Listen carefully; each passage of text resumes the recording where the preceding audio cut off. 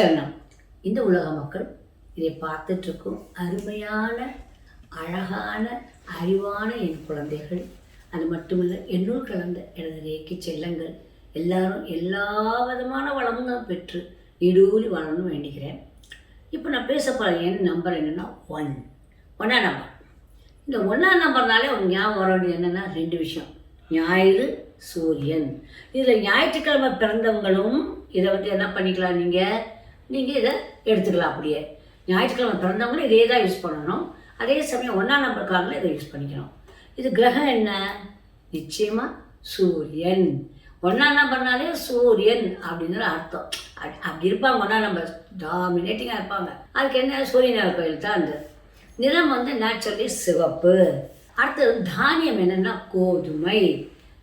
அப்புறம் என்ன, மலர் வந்து தாமரை. அப்புறம் பலங்கள் வந்து காரிய சித்திகள் எல்லாம் 1ஆம் நம்பருக்கு எல்லாமே நல்லாயிருக்கும். உலோகம் தாமிரம், ராசி கற்கள் மாணிக்கம், ஜாஸ்பர். மாணிக்கம் தெரியுது இல்லையா? இங்கே ஜாஸ்பர் பாருங்க. ஜாஸ்பர் விளக்கு, ஜாஸ்பர் வாண்டு, ஜாஸ்பர் ஸ்டோனு, ஜாஸ்பர் மாலை, அதுக்கப்புறம் ஜாஸ்பர் டாலர். 1ஆம் நம்பருக்காங்க அட்லீஸ்ட் இந்த டாலரை போடணும். ஜாஸ்பரில் 4418 இருக்குது. அடுத்தது ஜாஸ்பர் பிரமிடு, ரெட் கேண்டில். இதெல்லாம் நீங்கள் யூஸ் பண்ண பழகணும். இதுக்கு உண்டான நம்பர் என்ன? ஞாயிற்றுக்கிழமைக்கு உண்டான நம்பர் என்ன? 1ஆம் நம்பர்னால் அது ஞாயிற்றுக்கிழமை. அந்த ஞாயிற்றுக்கிழமைக்கு உண்டான நம்பர் 156, 156.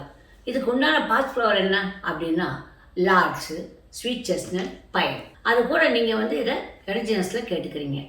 சூரிய ஹோரை அப்படின்னா நீங்கள் என்ன பண்ணாலும் நன்றாக இருக்கும் 1ஆம் நம்பர்காரங்க. சரி, மந்திரம் என்ன? ஓம் கிராம் க்ரீம் க்ரௌம் சகசூர்யாயை நமக. இதை 21 முறை 1ஆம் நம்பர்காரங்க காலையில் சொல்லிடணும்.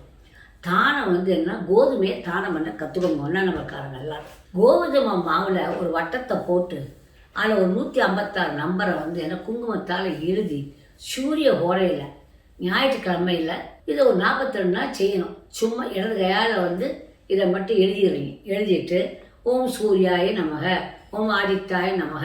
அப்படி இல்லை, இந்த நம்பரை 156 இடது கையால் 108 முறை எழுதவும் செய்யலாம் இல்லையா? அடுத்தது ஒன்றுக்குரிய குறைபாடுகள் உண்டு. கண்ணை ஜாக்கிரதையாக பார்த்துக்கணும். அப்புறம் இரத்த ஓட்டம் சம்பந்தமான நோய்கள், உஷ்ண கோளாறுகள் ஆகியவற்றுக்கும் ஆளாவாங்க. அவங்க உண்ண வேண்டிய உணவு வந்து கொஞ்சம் பால், தேன், நீர் இதெல்லாம் கலந்து சாப்பிடணும். பொன்னாங்கண்ணி கீரை நல்லது. அடுத்தது சூரியன் ஆதிக்கத்தில் பிறந்தவங்க. இப்போ நான் சூரிய உச்சம், அப்போ எங்களுக்கு ஒரு ஆதிக்கத்தை வரும். பெரும்பாலும் கண்ணாடி அணிந்தவர்களாக உள்ளார்கள். அம்மா, இது வந்து எனக்கு சாதாரண கண்ணாடி. நான் மக்கள்கிட்ட என்னை பிரிச்சுக்காக போட்டிருக்கேன். வெறும் cooling glass, photochromatic cooling glass தான் இது வரைக்கும் நான் போட்டிருக்கேன். I don't know, because of reiki I didn't get anything. Okay. வணங்க வேண்டியது சிவன். என்ன சிவன் வழிபாடு.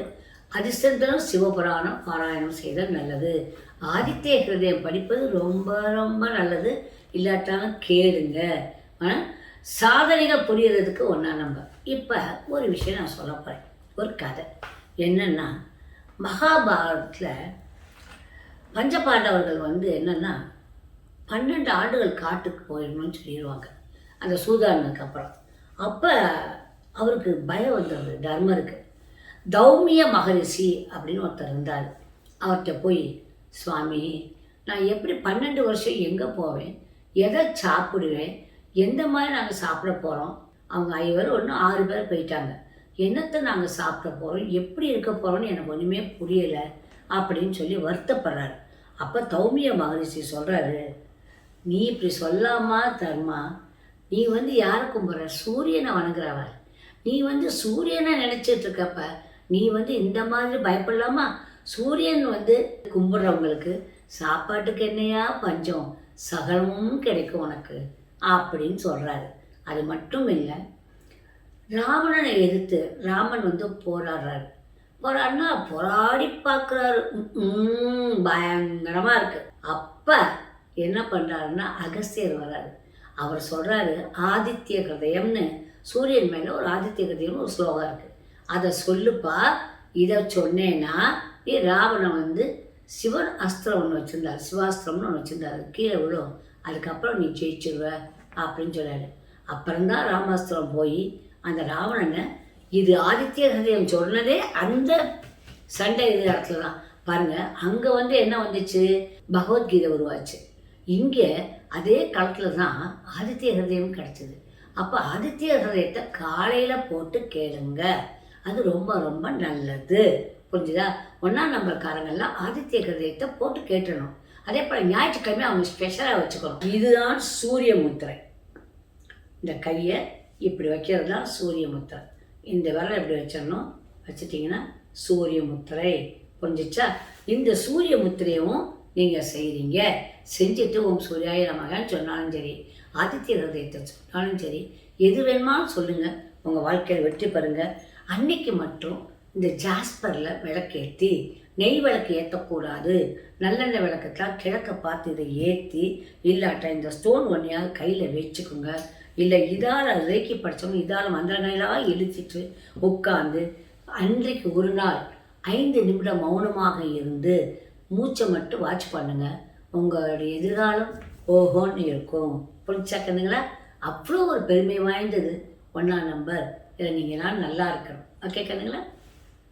ஐ love you all my lovely children. Good luck கண்ணுங்களா. பாய்.